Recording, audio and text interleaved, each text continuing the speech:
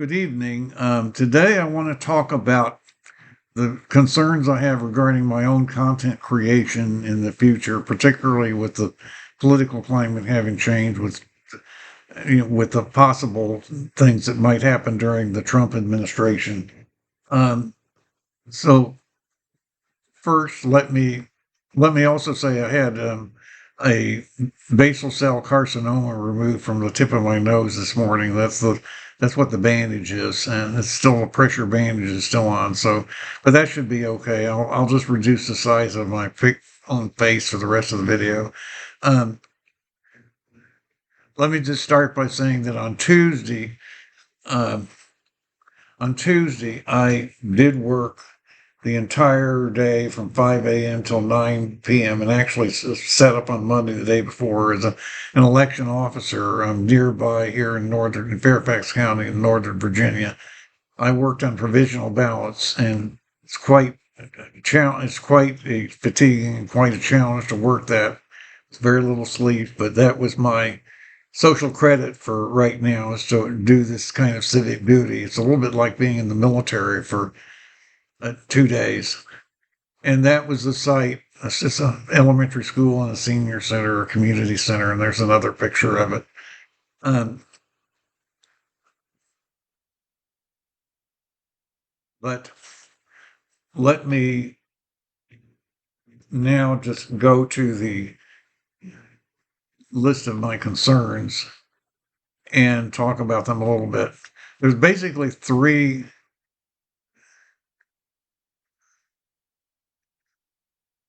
viability. I didn't spell it right. I didn't see it. There's basically three concerns. I didn't even see that when I was prepping this. There are basically three concerns about my content creation. Um, and we've talked about most of these before, or at least two of them, maybe not the second one. Commercial viability. Now, back in 2019, the end of 2019, in December of 2019, you'll remember that that YouTube made some policy changes with respect to the Child Online Privacy Protection Act. That's COPPA, not COPA, but COPPA. Um, COPA is about censorship, but COPPA was about children's protection, privacy protection, and in the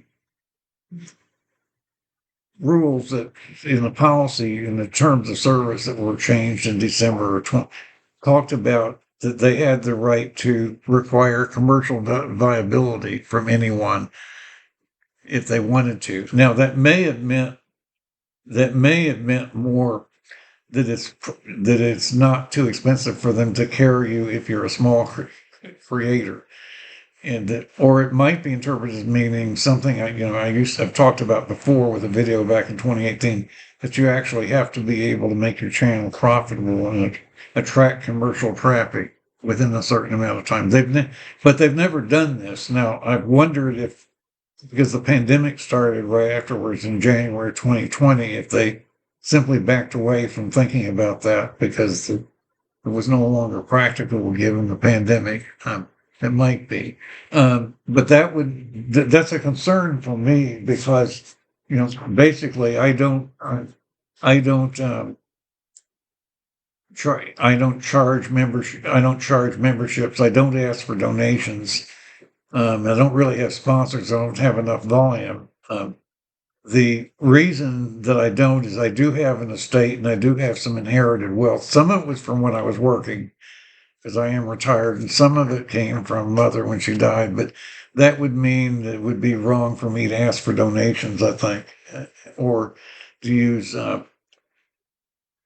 yeah, um, to use that kind of a service. So there's also just the general idea that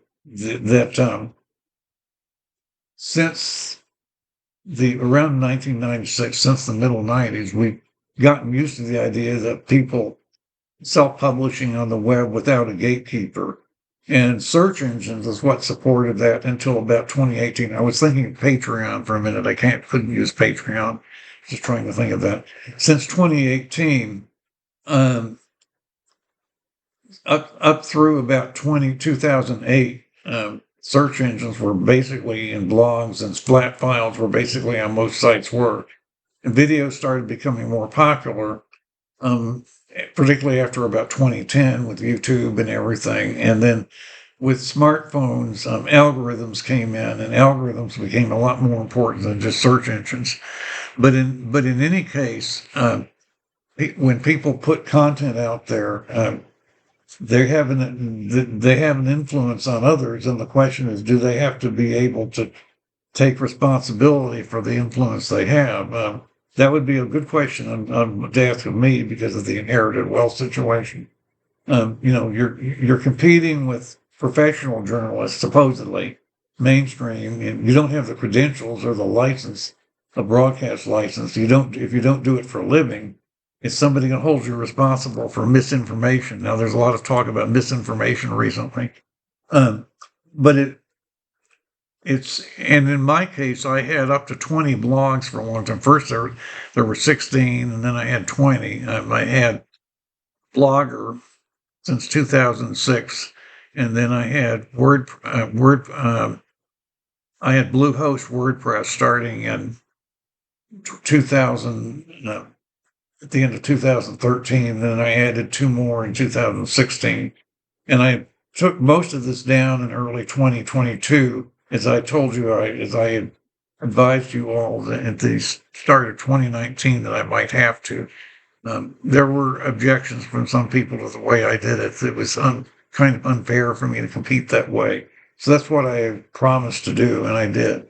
But it would seem very reasonable to me that, with the Trump administration, that Elon Musk is really going to be kind of in charge of everything, that he would want to see sites be commercially viable, that would be something that would concern him, and that he might influence Trump to try to push things in that direction. Um, the, just to see if there's anything, that's another idea that goes along with was the book Skin in the Game by NASA Nicholas Taleb.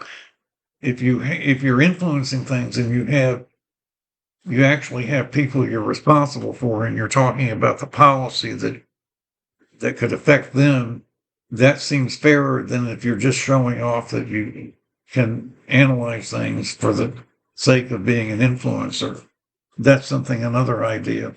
Now, the second idea is the lone wolf idea. It's kind of connected to the first idea, but we haven't talked to it before.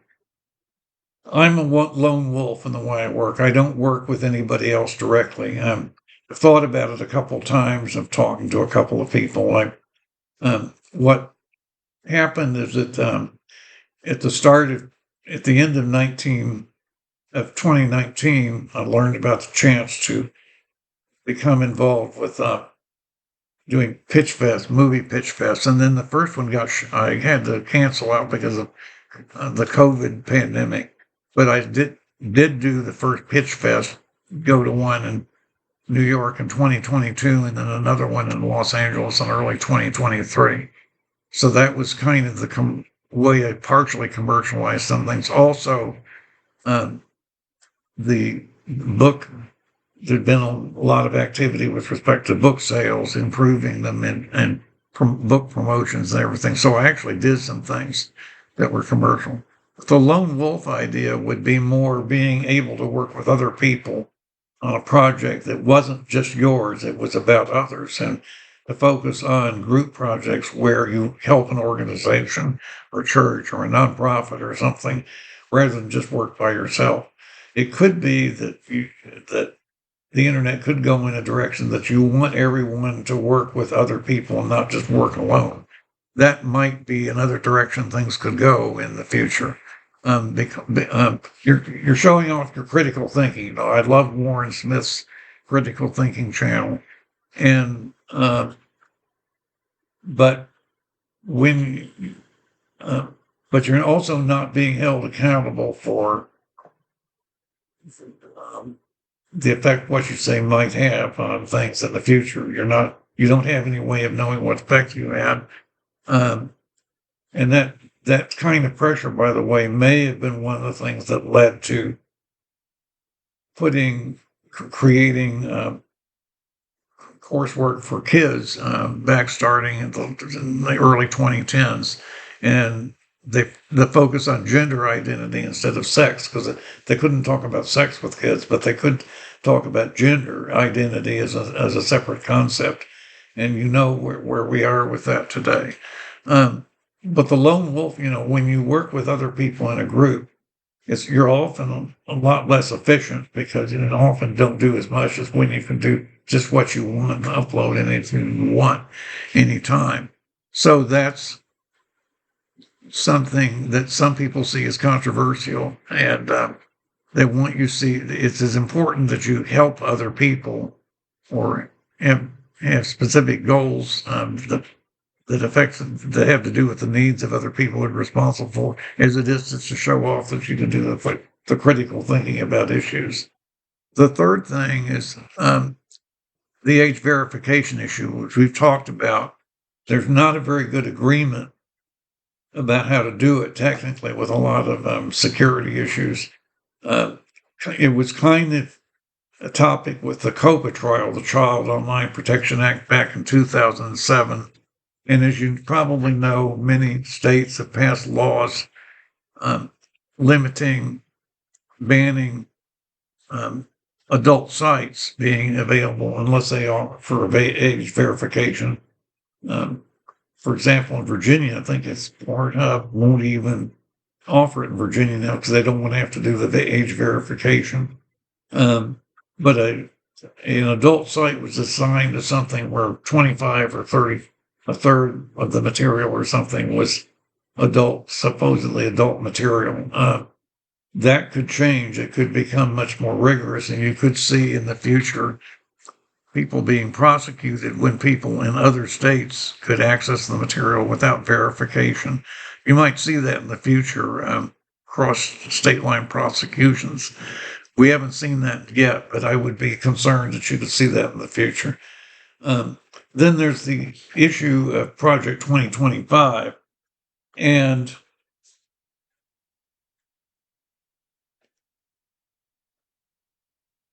of course, the Republican platform was much more moderate than Project 2025. But we don't know what Trump will do with Kevin Roberts and so forth once he's president, once the MAGA people have full access to everything. But there were a few very alarming provisions. There was a particularly notorious paragraph that tried to change the definition of pornography to include any discussion of transgenderism at all. What if then you extended that to sexual orientation and considered anything like that, in any discussion of that, even as a subject as pornography? The concern for that comes from the fact from overseas. In Hungary, which is Orban, and of course, Russia is even worse. There have been laws passed forbidding making any discussion of unconventional sexual orientation or gender identity available to minors without an age verification since 2021. And that could happen here. Any even discussion of the topic. And in Russia, it's even worse. There was the anti-gay propaganda law in 2013, which was a bad omen for what was to come. That was even before Crimea was first invaded. But the the idea of shutting down discussion in front of minors seems to be related to the desire to not influence, particularly boys, with the idea that they might not be adequate to have relations with women and start a family, or for girls to get the idea that they don't want to become mothers. That may be some of behind a lot of the gender ideology and the rapid onset and so forth down here. They don't want girls to get or teenagers to get the idea that they won't have families.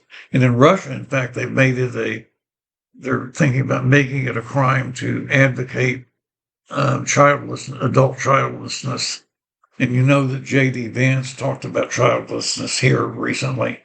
So you can see how there could be a problem. That paragraph in Project 2025 defined all discussion of transgenderism as pornography. And it seemed like they wanted to ban pornography even for adults.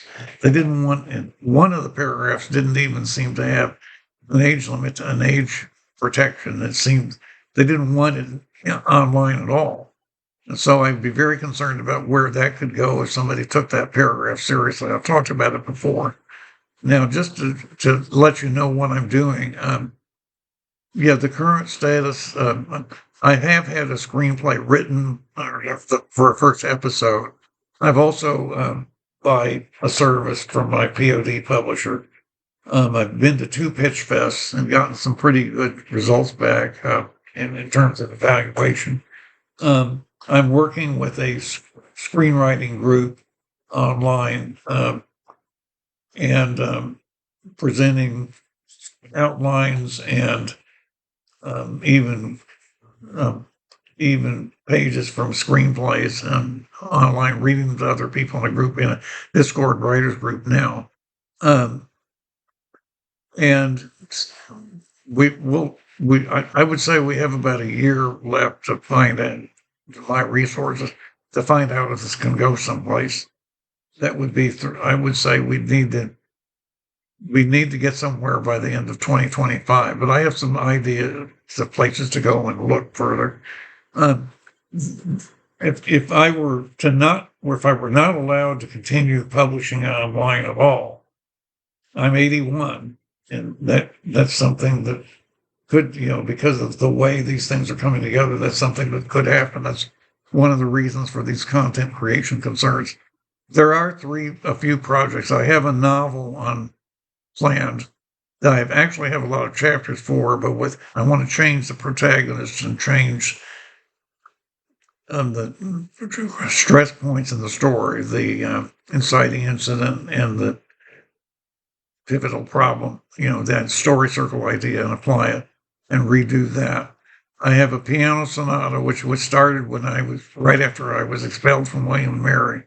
And all of it is completed except some material in the development section of the finale, which ought to be fugal or something, so I can work on that. And I've also had an idea for a cantata based on a rich young ruler in modern, but placed from the New Testament, put in a modern setting. I just also wanted to say I'm not willing to be viewed as get my right or secure my rights or be viewed as a member of a marginalized group and own it. I need to have my rights secured for me as an individual, not simply inherit them by belonging to a particular group. So I am with the right, instead of the left on that. So that's kind of what I had today to bring you up to date on where I stand, particularly with Trump having won the election and how it could affect me down the line. So I did want to share that with you today. And I do thank you for listening.